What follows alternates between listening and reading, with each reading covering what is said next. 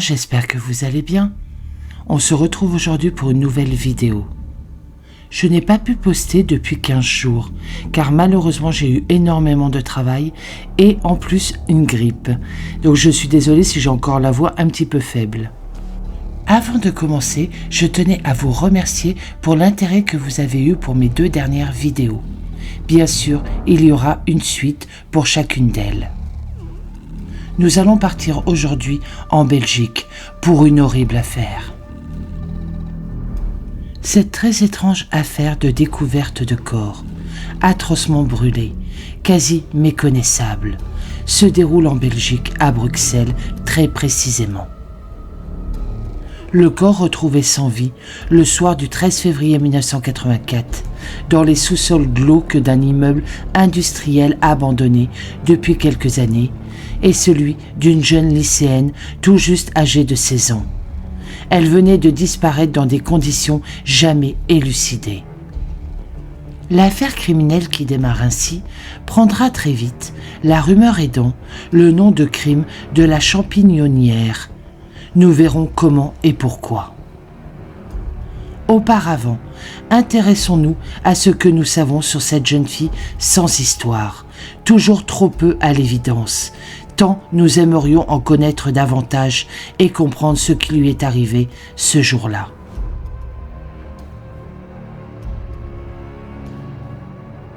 Nous voici donc plongés au cœur de cet atroce imbroglio juridique qui a longtemps secoué la justice belge et fait s'interroger la population tout entière. Ce lundi 13 février 1984, à 20h47 très précisément, les appels étant enregistrés depuis peu de temps, le commissariat de police d'Ondergem, l'une des communes qui composent la grande agglomération de Bruxelles, est prévenu d'un incident qui est en cours dans un vieil immeuble actuellement désaffecté, situé juste à côté du vaste campus de l'Université libre de Belgique. Il semble, au vu des premiers éléments recueillis par les sapeurs-pompiers bruxellois déjà sur place, que le feu est pris dans les sous-sols de ce qui a jadis été une champignonnière, grande bâtisse abandonnée en 1972, située au coin du boulevard de Triomphe et de la rue de la Stratégie. Le feu ne semble pas violent, mais dégage beaucoup de fumée. Malgré tout, les sapeurs-pompiers belges, au vu du risque urbain et de la densité de l'habitat alentour, engagent de gros moyens matériels et humains et parviennent ainsi à circonscrire très vite ce début d'incendie, aux impressionnants panaches de fumée. D'autant qu'on sait les lieux régulièrement squattés par des drogués et des punks. C'est un secret de polichinelle, mais personne, jamais, n'a entrepris de remettre les locaux en état ou de les faire raser. Trop cher, trop compliqué, pas rentable non plus. Alors les lieux sont restés à l'état, ouverts à tout vent, propices à toutes sortes d'activités interdites et peu recommandables. Lors des reconnaissances post-incendie qu'elle effectue pour s'assurer qu'il n'y a personne dans les lieux, une équipe de sapeurs-pompiers débouche, en sous-sol, au bout d'un couloir sombre et glauque, dans une cave longue et étroite, qui sent fortement la fumée. Les lieux sont inspectés et à la stupeur des sapeurs-pompiers, un corps gît là au sol, au fond de cette cave infâme. Les premières constatations font état d'un corps gisant sur le ventre, sur une sorte de bûcher sacrificiel, visage non apparent, qui paraît entièrement calciné. On notera l'existence d'un fil de fer, dénudé par la chaleur, autour du cou de la victime, descendant vers les jambes pliées qui l'enserrent et les chevilles. C'est peut-être un corps de jeune femme dénudée, mince et pas très grande. Mais il fait sombre, c'est mal ventilé et peu propice, à ce moment-là en tout cas, à de longues et minutieuses observations. Autour du corps, comme dit, gisent des tracts estudiantins, de vieux journaux, peut-être sans lien avec le crime commis, des restes de repas, un morceau d'étoffe à fleurs rouges et ce qu'il reste d'un soutien-gorge. Les constatations sommaires effectuées sur place font ressortir aussi qu'un clou est planté dans le poignet gauche et qu'il y a des traces nettes de perforation à l'arrière du cou. Les bijoux de la jeune fille et ses vêtements sont soigneusement posés à côté d'elle. Mais, et là, la vision est atroce pour ces hommes. La victime n'a plus ni main ni pied. Il ne faut pas être grand sorcier pour ces hommes que de voir qu'il s'agit là d'une mise en scène sadique, des plus sordides et des plus macabres. Les sapeurs-pompiers, sous l'autorité de leur chef de corps, préviennent sans tarder la police belge, qui dépêche sur les lieux une première équipe d'enquêteurs. Mais avant de poursuivre plus avant, replaçons-nous, contexte oblige, dans le cours des années 1980. La police scientifique n'existe alors quasiment pas. Les policiers font ce qu'ils estiment devoir faire et qui leur semble utile pour la manifestation de la vérité, de façon rudimentaire dirions-nous aujourd'hui, avec les moyens modestes et simples dont ils disposaient alors. Et c'était ainsi dans tous les services de police judiciaire d'Europe. En parallèle, revenons sur la jeune fille dont nous avons brièvement parlé au début de ce récit. Il s'agit d'une jeune étudiante de 16 ans, Christine Van Hesse, domiciliée chez ses parents à Bruxelles, qui n'est pas rentrée ce lundi 13 février 1984. Ses parents, très inquiets, car ce n'était pas dans les habitudes de cette jeune fille docile et sans histoire, alertent les services de police. Comme elle est mineure, les policiers belges vont chercher et saisir les autorités judiciaires qui ouvrent aussitôt une enquête. Enquête qui sera confiée dans la matinée du 14 février au commissaire, patron de la brigade criminelle bruxelloise. Les tout premiers éléments recueillis sur ce qui peut s'apparenter à une fugue situent formellement la jeune Christine dans une cabine téléphonique d'un quartier animé et vivant de Bruxelles, dans la soirée vers 17h20, tout près de la station de métro Saint-Guidon. Elle rentrait de l'école et se rendait à son domicile.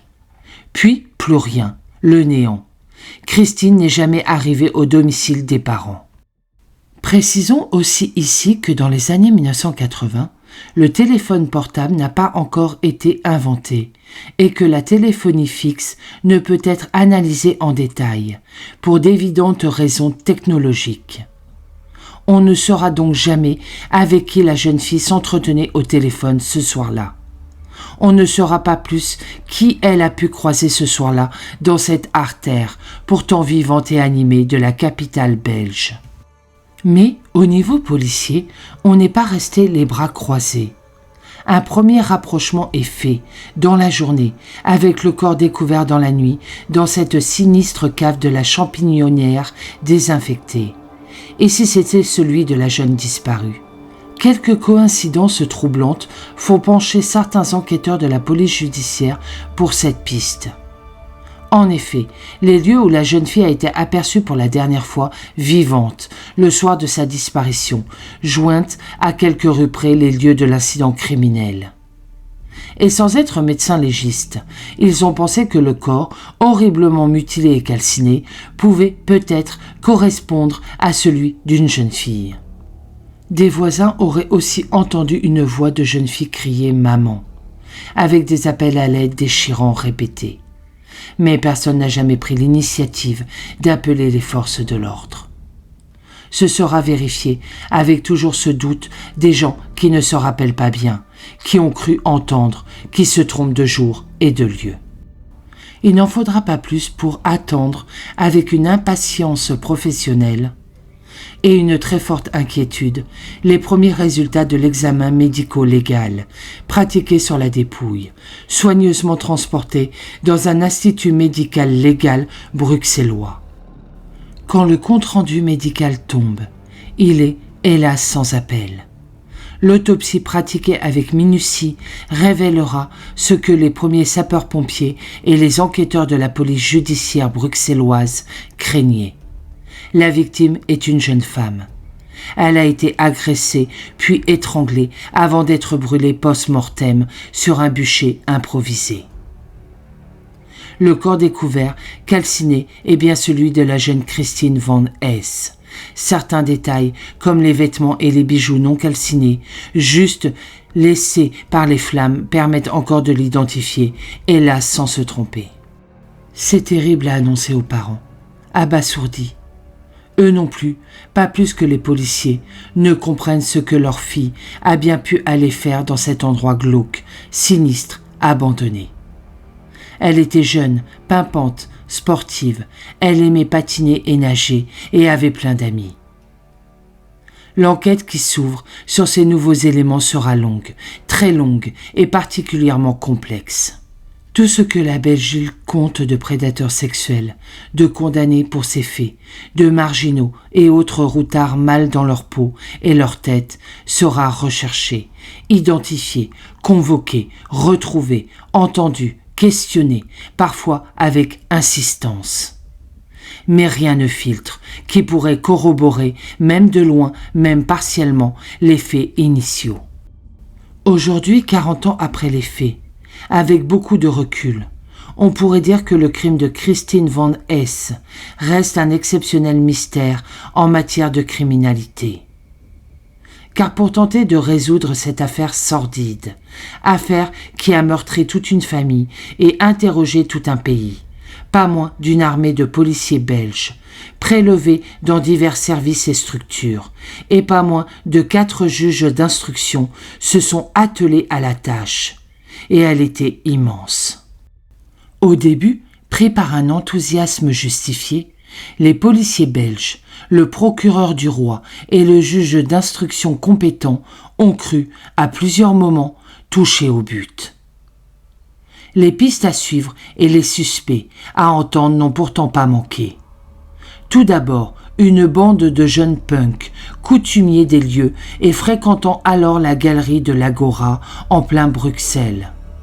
Ensuite, d'autres jeunes de la tendance néo-nazie, habitués eux aussi à bien des excès en tout genre. Un homme qui avait été interpellé le 13 septembre 1984, prénommé Serge Léroquois, peut-être un peu vite mis en cause au début, donnera 10 versions différentes des faits. Il affirmait notamment que Christine avait été tuée car elle savait pour le vol d'armes perpétré par le groupe punk au sein d'une caserne de l'armée belge.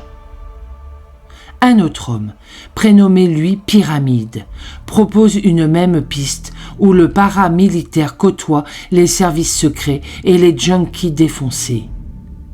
Mais il se dédiera et la piste finira en impasse, aucun élément concret n'ayant jamais corroboré les faits avancés, peut-être sous l'effet de l'alcool consommé de façon excessive par le délateur. Cela relance en tout cas la piste suggérant, à défaut d'autres pistes, que ce soir-là, la lycéenne avait été témoin d'une scène qu'elle n'aurait pas dû voir, et qu'elle était devenue de ce fait un témoin gênant qu'il a fallu éliminer. L'homme interpellé bavard plus qu'il ne le faut, il a néanmoins été mis en examen et a passé 3 ans de sa vie en détention préventive, avant d'être relâché 3 ans et 2 mois plus tard, faute de preuves matérielles apportées et d'évidentes contradictions dans ses récits sublimés et peu crédibles. On avait simplement cru qu'il pouvait être l'auteur de ce crime affreux. Et même un certain Marc Dutroux, qui sera tristement célèbre bien des années plus tard, 12 ans plus tard en réalité, mais dont le nom avait été évoqué.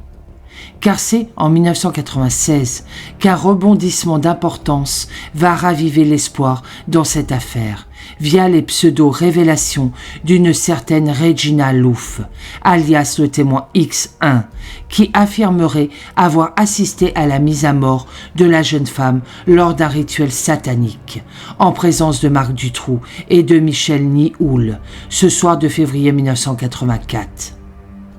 Mais l'espoir des enquêteurs et du juge d'instruction vont vite être douchés. Cette nouvelle piste n'a rien donné, la femme témoin ayant surtout eu besoin à un moment donné de reconnaissance médiatique. Rien dans ce qu'elle avait avancé n'a pu être corroboré. Là encore, on va donc en rester là. Pourtant, certaines pistes n'ont pas, en leur temps, été suffisamment explorées. En particulier, la piste du milieu rock bruxellois. Christine ayant fréquenté auparavant, aux grandes dames de ses parents, qui n'en savaient rien en réalité, certains des membres de ces clubs mal connus et mal identifiés par les policiers. Dans le milieu, on les savait pourtant adeptes de pratiques extrêmement violentes, de diverses tortures infligées et d'actes de barbarie. Mais plus récemment, nous sommes le 14 février 2014, soit 30 ans après les faits. Le dossier criminel a définitivement été prescrit, malgré une prolongation exceptionnelle de la prescription initiale intervenue en 2011. Les parents de l'adolescente, aujourd'hui âgés, Antoinette et Pierre Van Is, ont été reçus quelques jours auparavant. C'était le 29 janvier 2014, par un représentant du parquet de Bruxelles. Il leur a été confirmé, avec beaucoup d'humanité et d'humilité aussi, que le dossier concernant le crime perpétré sur leur fille Christine était classé sans suite et archivé, faute de nouveaux éléments qui raisonnablement auraient pu guider les enquêteurs. La justice belge, malgré son engagement de l'époque, et il reste à saluer, n'élucidera donc pas la mort de la jeune lycéenne. Voilà, c'est définitivement fini. Le temps a fait son œuvre. Il faut se résoudre à voir la procédure gagner les rayonnages des affaires non résolues. Et c'est insupportable d'imaginer qu'on placera les milliers de procès-verbaux, les constatations, les photos sur des étagères poussiéreuses et tout sera oublié. En conclusion, les multiples questions qui sont restées tout ce temps-là sans réponse hantent aujourd'hui encore les proches de la jeune fille et tous ceux qui se demandent, gageons que peut-être, et par un pur hasard, un jour, un élément surgira, qu'un témoin se souvienne d'un fait anodin pour lui, mais pas anodin pour les enquêteurs belges et la justice fédérale belge, et que cela suffira à redémarrer cette enquête. C'est le vœu des proches de la jeune fille. C'est la fin de cette tragique affaire. J'espère de tout cœur qu'un jour elle sera résolue. Je souhaite énormément de courage à la famille de Christine. Cette affaire étant particulièrement difficile, j'ai préféré monter ma vidéo en podcast. J'espère que cela ne vous dérange pas. Pour ma part, je vous souhaite une très bonne journée. Je vous dis à bientôt dans une prochaine vidéo et surtout, prenez soin de vous.